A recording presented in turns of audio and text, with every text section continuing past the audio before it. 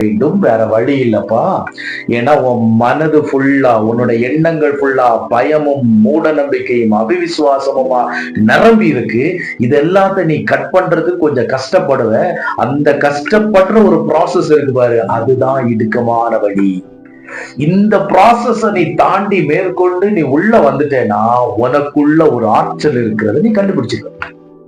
அது எந்த மாதிரி ஆற்றல்னா, இயேசு கிறிஸ்துக்கு உள்ள இருந்த அதே ஆற்றல், இயேசு கிறிஸ்துக்கு உள்ள இருந்த அதே ஜீவன் உனக்குள்ள இருக்குது அப்படின்றத நீ கண்டுபிடிச்சிருவ. இதை கண்டுபிடிக்கிறவர்கள் சிலர். ஏன் சிலர் தான் கண்டுபிடிக்கிறாங்க அப்படின்னா, அந்த சிலர் தான் அந்த மனதின் போராட்டத்துல ஃபைட் பண்ணுவாங்க. இந்த மூட நம்பிக்கையை ஜெயிப்பாங்க, மூட நம்பிக்கையை கட் பண்ணுவாங்க, மூட நம்பிக்கைக்கு விரோதமா ஃபைட் பண்ணுவாங்க, பயத்துக்கு விரோதமா ஃபைட் பண்ணுவாங்க. இல்ல இல்ல, இயேசு இப்படி இருந்தது இல்லை. இயேசுடைய எண்ணத்துல மூட நம்பிக்கை இல்லை, இயேசுடைய எண்ணத்துல அவிவிசுவாசம் இல்லை, இயேசுடைய எண்ணத்துல பயம் இல்லை. அப்ப எனக்கும் இருக்க கூடாது. வசனம் சொல்லுகிறது, குமாரனை உடையவன் ஜீவனை உடையவன். எனக்குள் ஜீவன் இருக்கு, எனக்குள்ள ஜீவன் இருக்குது அப்படின்னா எனக்குள்ள மூட நம்பிக்கைகள் இருக்கக்கூடாது. சோ நான் அதை டிராவல் பண்றேன், நான் ஒவ்வொன்னா கட் பண்றேன், மூட நம்பிக்கையை கட் பண்றேன். அந்த பில்லி சொன்னேன், இது அது இது எதுவுமே என்ன தாக்காது அப்படின்னு தான் இயேசுவோட மனநிலை இருக்கு.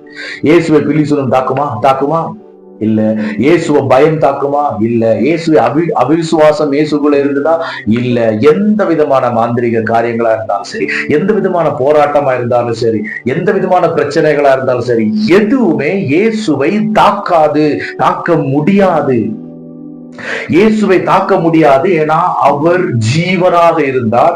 அந்த ஜீவனை தான் நமக்கு தந்திருக்கிறார். உங்களுக்குள்ள அந்த ஜீவன் தான் இருக்கு. அப்போ உங்களையும் அந்த பில்லி சூனியம் தாக்காது, உங்களையும் மாந்திரிகம் தாக்காது, உங்களையும் பிரச்சனைகள் தாக்காது, உங்களுக்குள்ள பயம் இருக்காது, உங்களுக்குள்ள மூட நம்பிக்கைகள் இருக்காது.